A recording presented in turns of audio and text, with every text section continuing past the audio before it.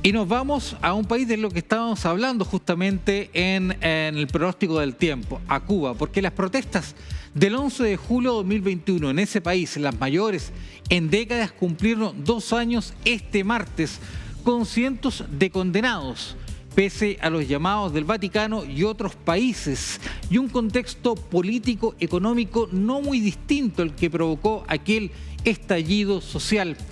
En las calles de Cuba no queda rastro de aquellas manifestaciones que congregaron en medio de una grave crisis económica y en plena emergencia pandémica a varios miles de personas por todo el país de forma eminentemente espontánea y mayoritariamente pacífica.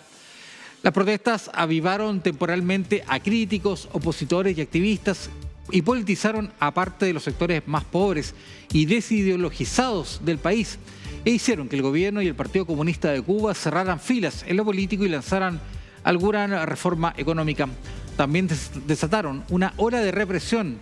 En las manifestaciones se arrestó a más de 1.000 personas, de las que varios centenares han sido condenadas hasta la fecha, algunas a penas de hasta 30 años de prisión por el delito de sedición.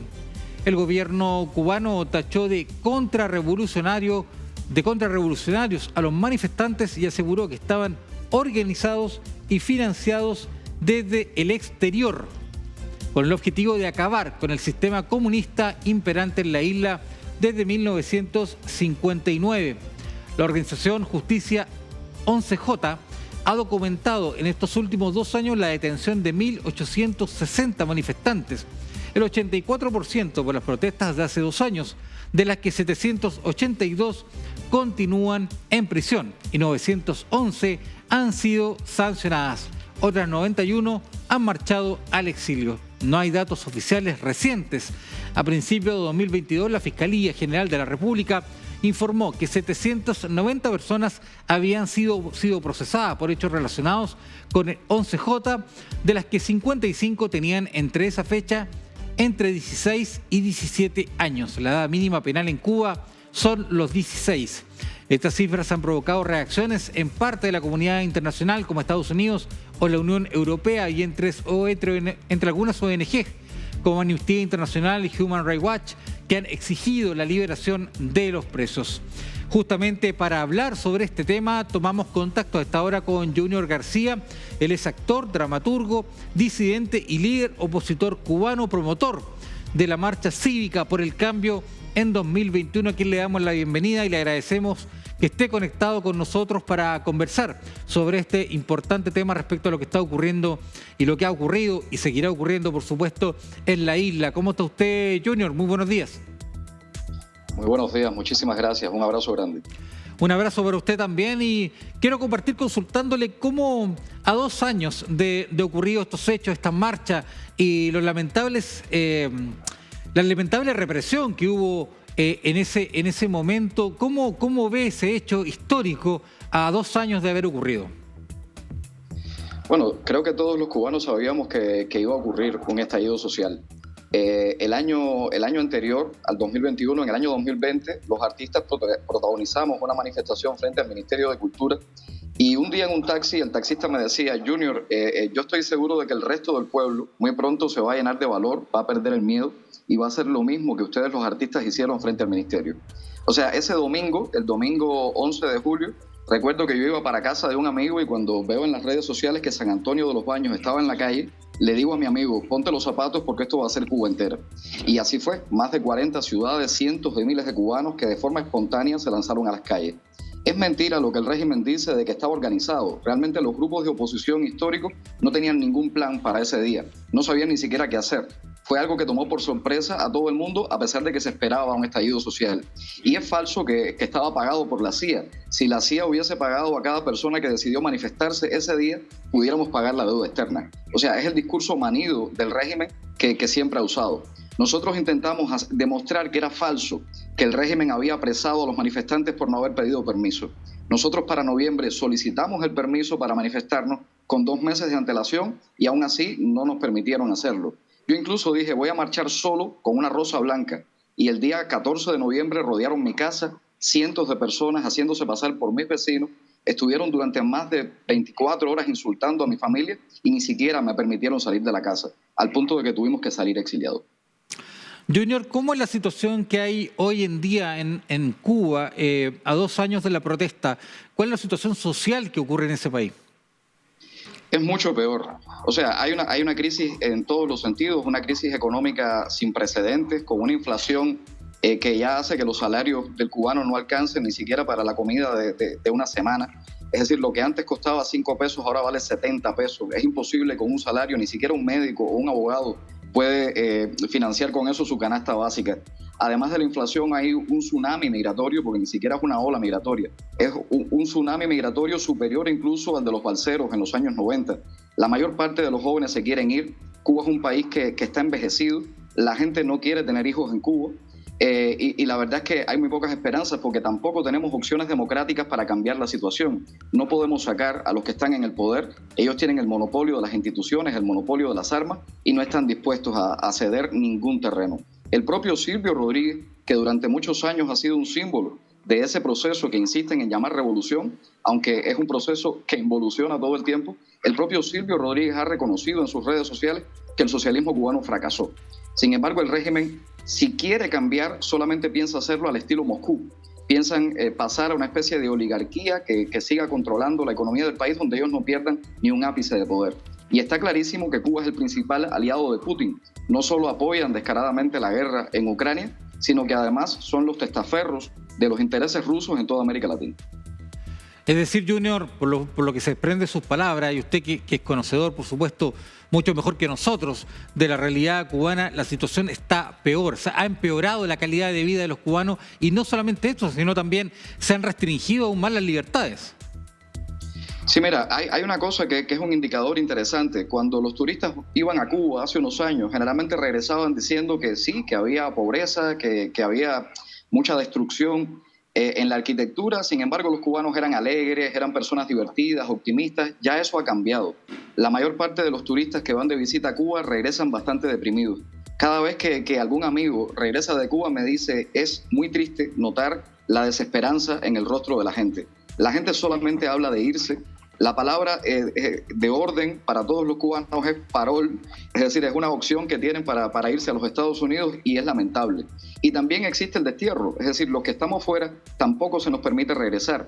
Cuba tiene algo, que es un proceso que se llama regulados, donde hay muchos cubanos a los que se le impide salir y muchos cubanos exiliados a los que se le impide regresar. Eso es pleno destierro en el siglo XXI. Hay distintas organizaciones no gubernamentales, lo decíamos en la presentación de la nota, como Human Rights Watch, también como Amnistía Internacional, que han investigado y que han informado respecto a la situación de las personas que están privadas de libertad justamente a raíz de estas protestas. ¿Qué información tiene usted de la situación de ellos? ¿Cómo es la situación de salud? ¿Cómo es la situación desde el aspecto psicológico? ¿Cómo están los presos en Cuba a raíz de estas manifestaciones? Es bastante precaria. Incluso ayer supimos que algunos presos estaban manifestándose, celebrando el segundo aniversario del 11J, estaban manifestándose. Otros, por ejemplo, el reconocido artista Luis Manuel Otero Alcántara se encuentra en huelga de hambre dentro de la prisión. Otros están a veces desaparecidos, que ni siquiera le permiten contacto con sus familiares, como es el caso de José Daniel Ferrer, que es un reconocido líder opositor cubano. Es decir, la situación es bastante precaria. Al parecer, Cuba no está interesado en liberar a los presos por ahora. Hace poco el Granma, que es el órgano oficial del Partido Comunista de Cuba, sacó un editorial donde decían que no estaban dispuestos a realizar ese gesto, a pesar de que incluso el Vaticano, muchas instituciones, decenas de países le han solicitado a Cuba que libere a los presos. Ellos solo miran hacia los Estados Unidos. Históricamente el régimen cubano ha visto a los presos como moneda de cambio y solamente estarían dispuestos a liberarlos si son capaces de negociar algo a cambio con el gobierno de los Estados Unidos. Eso es lamentable e implica el nivel de deshumanización que tiene el régimen hacia sus propios ciudadanos y no parece ser que por ahora vayan a ser liberados.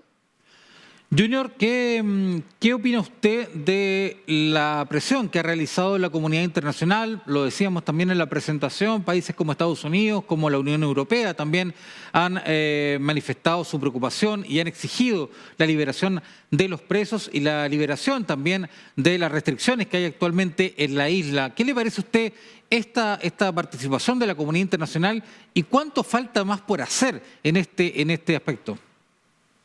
Bueno, hay que agradecer a los que sí han levantado su voz y han reconocido que en Cuba hay una dictadura. Algunos tienen temor de decir esa palabra, pero lo cierto es que en un régimen de partido único, donde no se respetan los derechos humanos, donde la oposición no puede participar activamente en la transformación de la sociedad, hay una dictadura. Claro, no se trata ahora del líder carismático Fidel Castro o de su heredero de sangre Raúl Castro. Ahora hay un ciudadano, un mequetrefe, los propios generales lo llaman mequetrefe, al frente del régimen que no tiene ni carisma ni autoridad. Y eso también indica que el pueblo ha ido perdiendo el miedo a expresarse.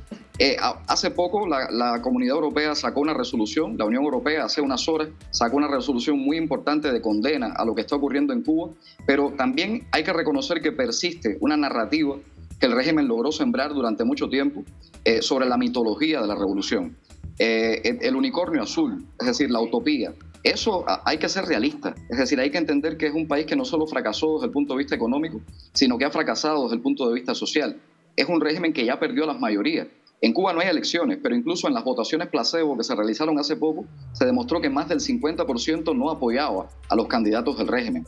O sea, ellos no cuentan con las mayorías, solamente están en el poder por el monopolio de las armas, y yo creo que la comunidad internacional no debe seguir sufriendo el síndrome de la rana de Sopo. Tiene que entender que montarse alacranes en la espalda implica que te picarán en algún momento cuando cruces el río. O sea, yo insto a la comunidad internacional y a aquellas personas que todavía tienen una visión romántica, ingenua, sobre lo que significa la revolución cubana, que despierten, que se informen, que se acerquen a los cubanos, que escuchen lo que dicen los cubanos en sus redes sociales o los que están en el exilio y pueden hablar con libertad, que nos escuchen y entiendan que hay que acabar de una vez con una narrativa que hace sufrir a millones de personas. Junior, usted señalaba en esta conversación que los cubanos han ido perdiendo el miedo a manifestarse y a salir a las calles a protestar y a exigir mayor libertad. ¿Cree usted que estos hechos que ocurrieron hace 2 años puedan volver a repetirse? ¿Está cercana una situación similar?